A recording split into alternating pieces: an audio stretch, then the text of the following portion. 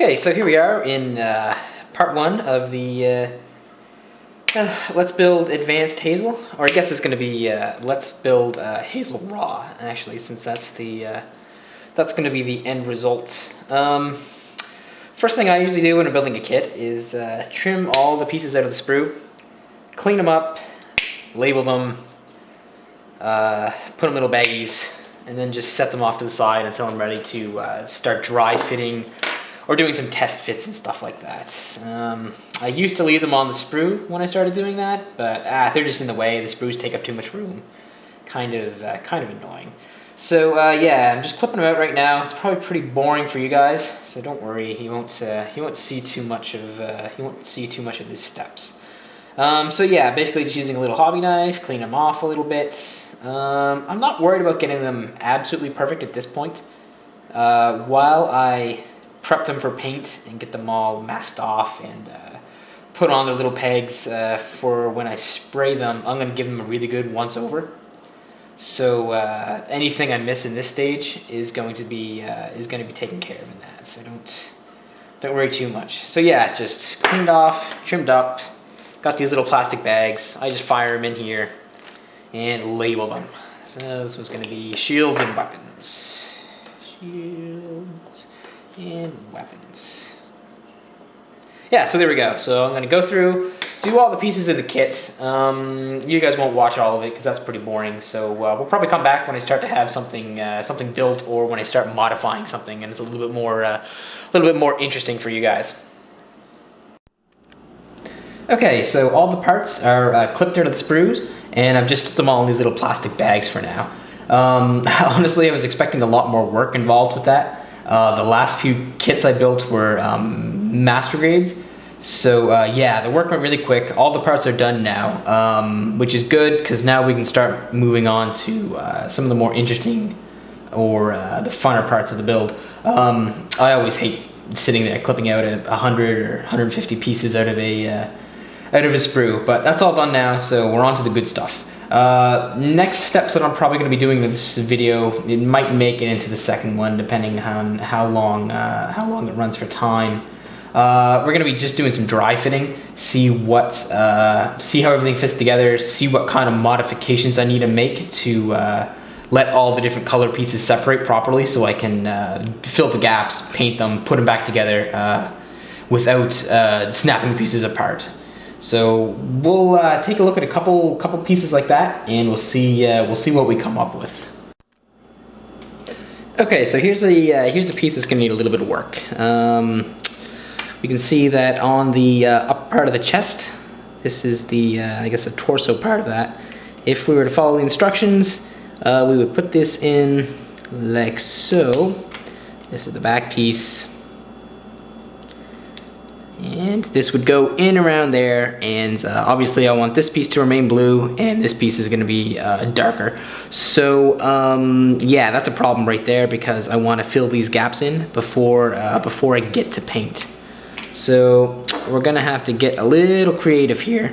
This whole section right here, this kind of tab that sticks on the side, is coming off. So we'll just tear into it with a hobby knife here, and try not to go too deep, too fast.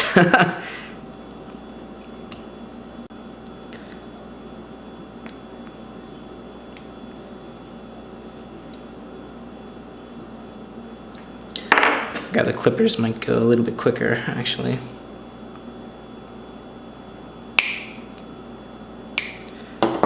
Okay, there's one side done.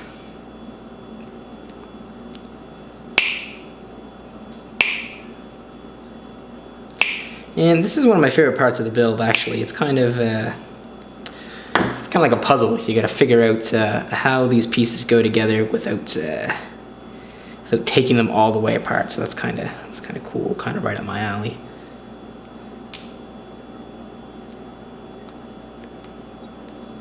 Okay, so that I think that'll be enough. Let's test it out. Put this chest together.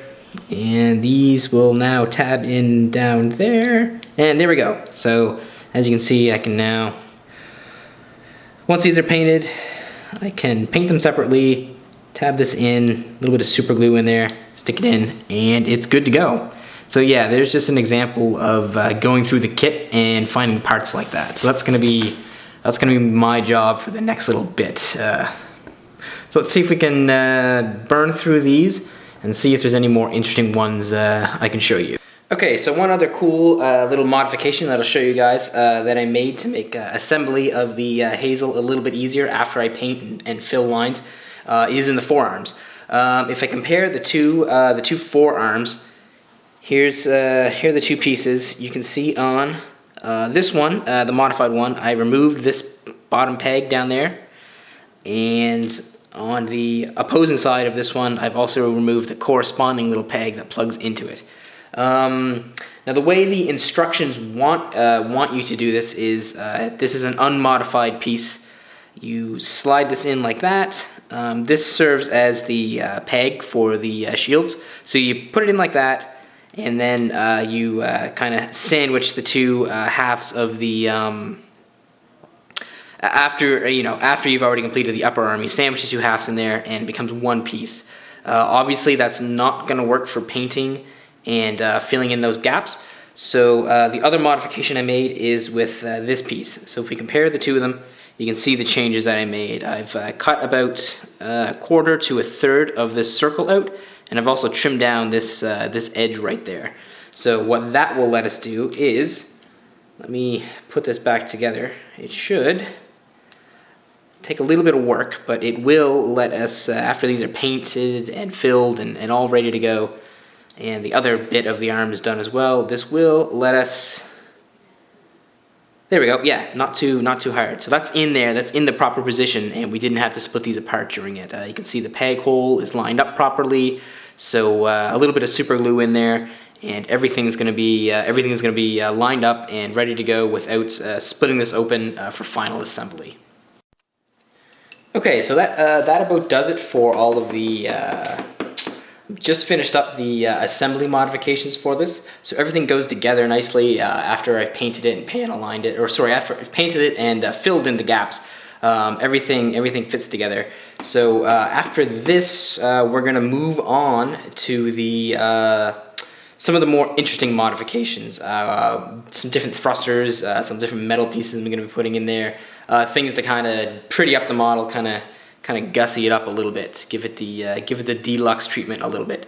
So that'll be in a different video, of course. So stay tuned for the next part where we cover all of that cool stuff, because there should be some interesting things in there.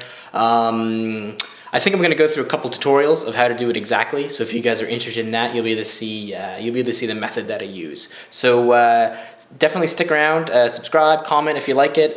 Let me know if I've done something you don't like. Let me know if I've maybe showed you something that you didn't know before. But let me know. So yeah, tune in next time, and we'll keep going with the let's build the Hazel-Rah high-grade universal century.